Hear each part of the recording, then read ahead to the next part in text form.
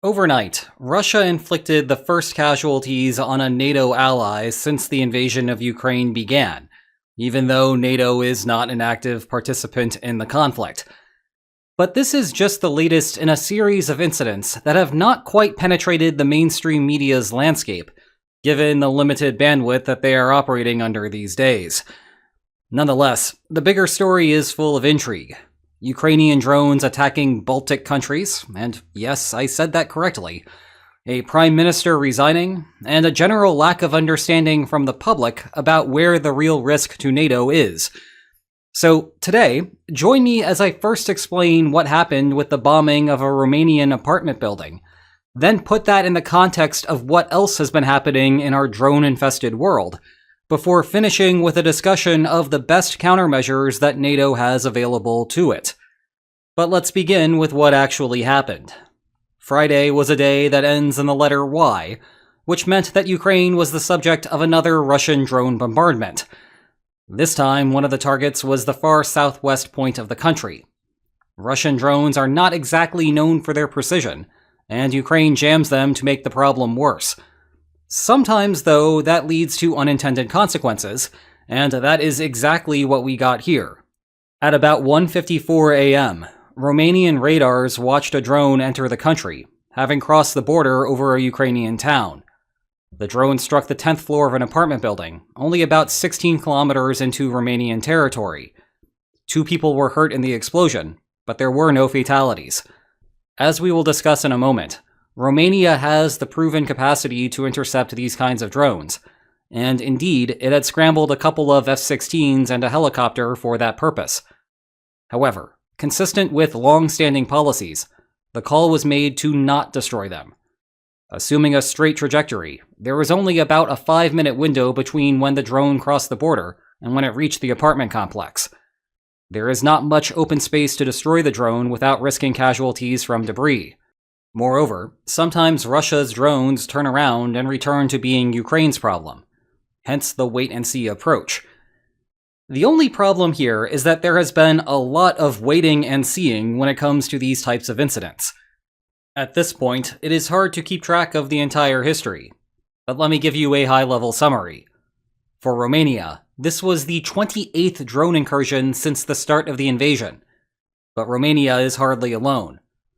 The first parallel that might come to mind is the set of September 2025 drone incursions into Poland, which resulted in NATO triggering Article 4 consultations, and ultimately the implementation of Operation Eastern Sentry, which is NATO's current system to handle airspace violations related to the war. Only 10 days ago, there was another drone incident, and this one was arguably the most NATO thing that has ever happened. A drone crossed over from Russian airspace into Estonia.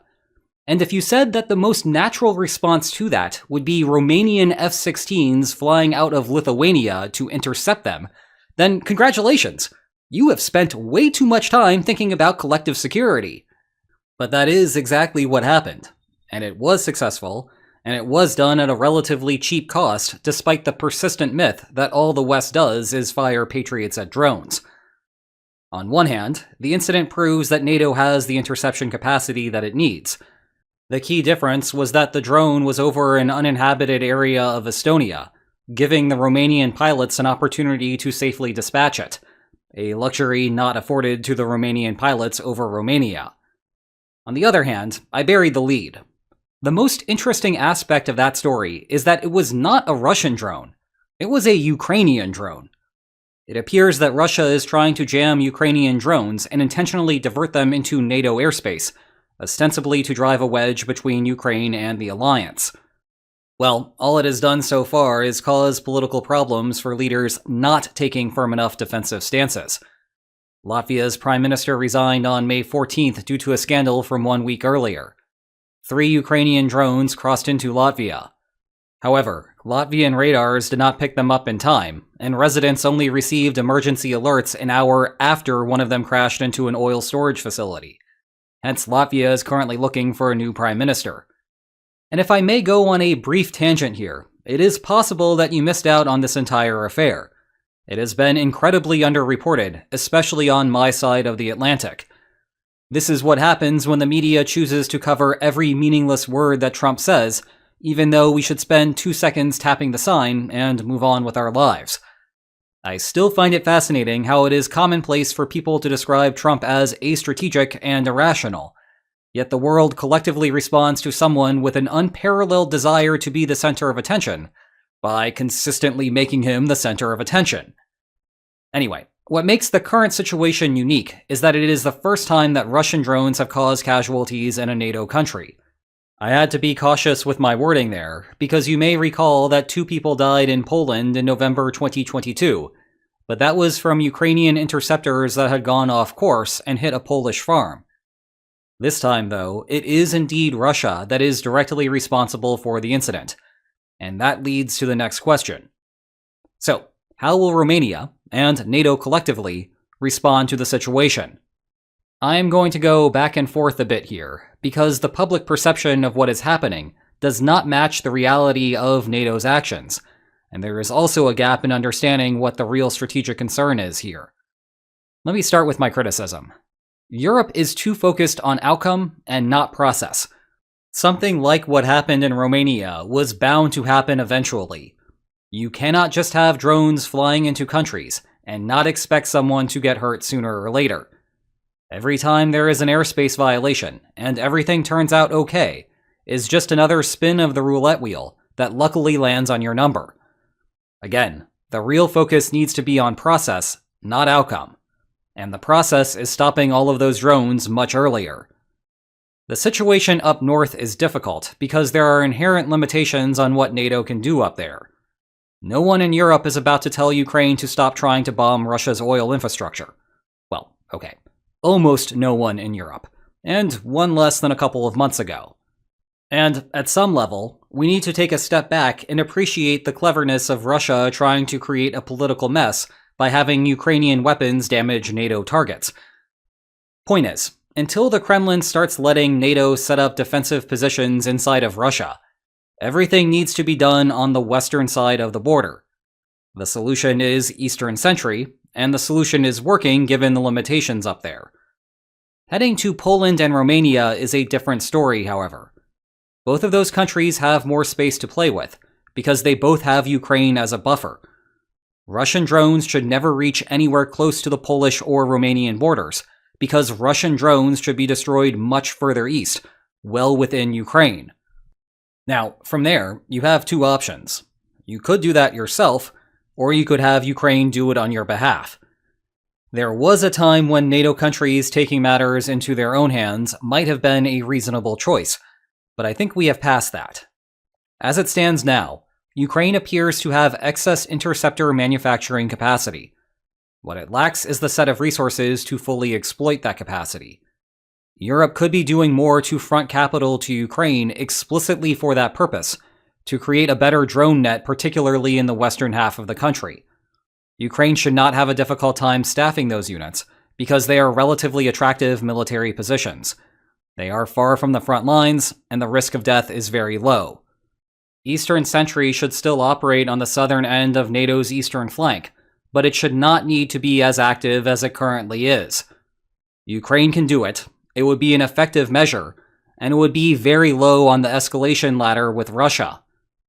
Speaking of escalation ladders, the early reaction that I have seen online is that NATO is not doing enough.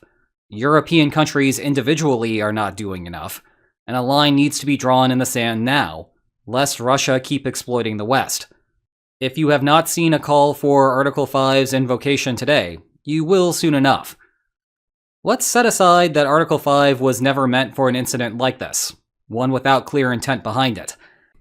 Let's also set aside that Article 4 consultations might not happen specifically in response to Romania. It is possible that they would be effectively redundant given that they already happened last year, which is how Eastern Sentry got set up. NATO views the heavy-handed approach as the wrong one. Yes, I know that European leaders have a reputation for issuing a lot of political criticism without the force to give meaning to those words, but this is one time where it makes sense.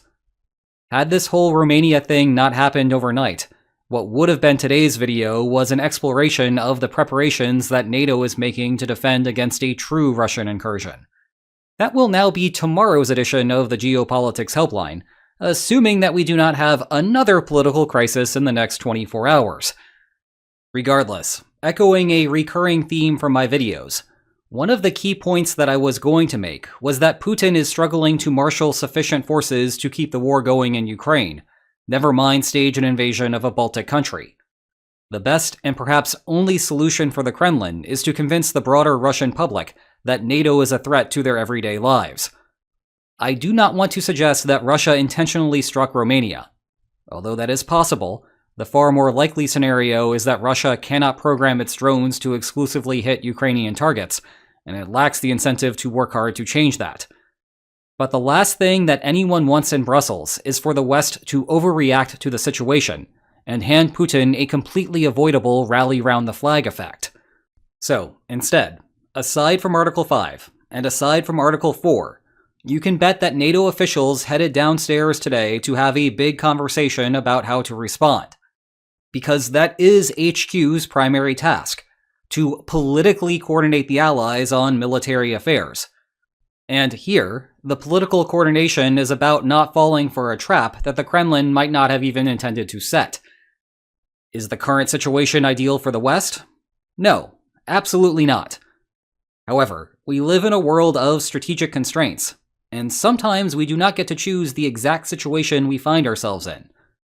The good news for Europe is that the situation is manageable, and it is being, well, managed. Meanwhile, have you managed to check out my secondary channel's Geopolitics Helpline playlist? Now is an excellent time to start, because tomorrow we will go into much further depth on the West's efforts to avoid just handing the Kremlin free propaganda to spread to the rest of the Russian domestic audience.